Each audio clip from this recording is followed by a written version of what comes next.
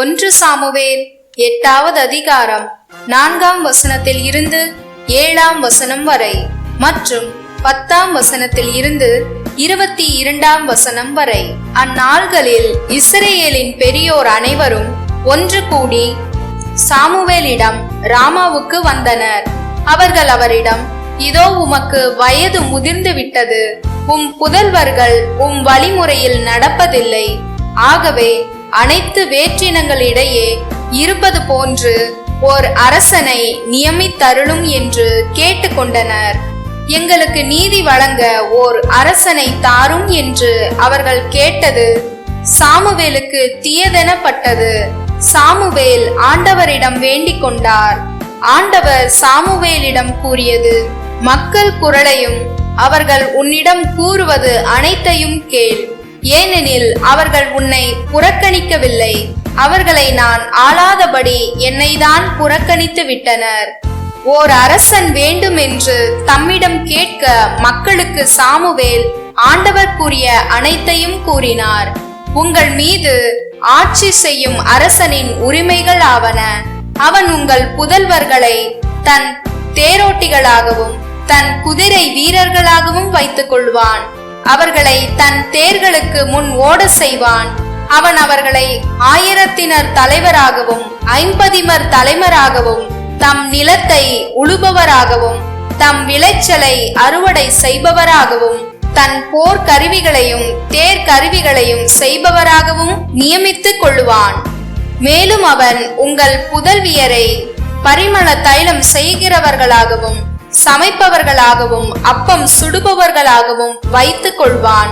அவன் உங்கள் வயல்களிலும் திராட்சை தோட்டங்களிலும் ஒலிவ தோப்புகளிலும் சிறந்தவற்றை எடுத்துக்கொண்டு தன் அலுவலருக்கு கொடுப்பான். உங்கள் தானியத்திலும் திராட்சை பலனிலும் 10 1 பங்கை எடுத்துக்கொண்டு தன் காரிய தலைவருக்கும் அலுவலருக்கும் கொடுப்பான். உங்கள் வேலைக்காரரையும் வேலைக்காரிகளையும் உங்கள் கால்நடைகளில் சிறந்தவற்றையும் உங்கள் கழுதைகளையும் தன் சொந்த அலுவலுக்காக பயன்படுத்துவான். உங்கள் மந்தைகளில் 10 1 பங்கு எடுத்துக் கொள்ளுவான். நீங்கள் அவனுக்கு பணியாளர்களாய் இருப்பீர்கள். அந்நாளில் நீங்களே உங்களுக்காக தேர்ந்து கொண்ட அரசனை முன்னிட்டு முறையிடுவீர்கள். அந்நாளில் ஆண்டவர் உங்களுக்கு செவி கொடுக்க மாட்டார். மக்களோ சாமுவேலின் குரலுக்கு செவி கொடுக்க மறுத்து, இல்லை, எங்களுக்கு கட்டாயமாய் ஒரு அரசன் வேண்டும், அனைத்து வேற்றின மக்கள் போலவே நாங்களும் இருப்போம், எங்கள் அரசன் எங்களுக்கு நீதி வழங்குவார், எங்கள் போர்களை முன்னிட்டு நடத்துவார் என்றனர். மக்கள் கூறியவை அனைத்தையும் சாமுவேல் கேட்டு அவற்றை ஆண்டவர் காதில் போட்டு வைத்தார். ஆண்டவர் சாமுவேலிடம் கூறியது, அவர்கள் குரலுக்கு செவி கொடுத்து அவர்கள் மீது ஓர் அரசனை ஆள செய். பின்பு சாமுவேல் இஸ்ரேல் மக்களை பார்த்து, ஒவ்வொருவரும் தம் நகருக்கு செல்லட்டும் என்றார். மார்க்கு 2வது அதிகாரம் 1ஆம் வசனத்தில் இருந்து 12ஆம் வசனம் வரை. இயேசு மீண்டும் கப்பர்நாகுமுக்கு சென்றார். அவர் வீட்டில் இருக்கிறார் எனும் செய்தி பரவிற்று. பலர் வந்து கூடவே வீட்டு வாயில் அருகிலும் இடமில்லாமல் போயிற்று. அவர் அவர்களுக்கு இறை வார்த்தையை எடுத்துரைத்து கொண்டிருந்தார். அப்போது முடக்குவாதம் உற்ற ஒருவரை 4 சுமந்து அவரிடம் கொண்டு வந்தனர்.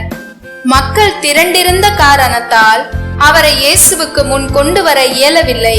எனவே அவர் இருந்த இடத்திற்கு மேலே வீட்டின் கூரையை உடைத்து திறப்பு உண்டாக்கி முடக்குவாதம் உற்றவரை படுக்கையோடு கீழே இறக்கினர். இயேசு அவர்களுடைய நம்பிக்கையை கண்டு முடக்குவாதம் உற்றவரிடம், மகனே, உன் பாவங்கள் மன்னிக்கப்பட்டன என்றார். அங்கே அமர்ந்திருந்த மறைநூல் அறிஞர் சிலர், இவர் ஏன் இப்படி பேசுகிறான்? இவன் கடவுளை பழிக்கிறான். கடவுள் ஒருவரே அன்றி பாவங்களை மன்னிக்க யாரால் இயலும் என உள்ளத்தில் எண்ணிக்கொண்டிருந்தனர்.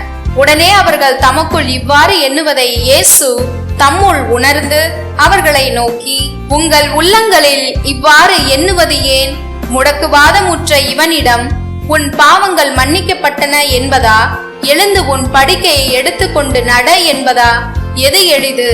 மண்ணுலகில் பாவங்களை மன்னிக்க மானிட மகனுக்கு அதிகாரம் உண்டு என்பதை நீங்கள் அறிந்து கொள்ள வேண்டும் என்றார்.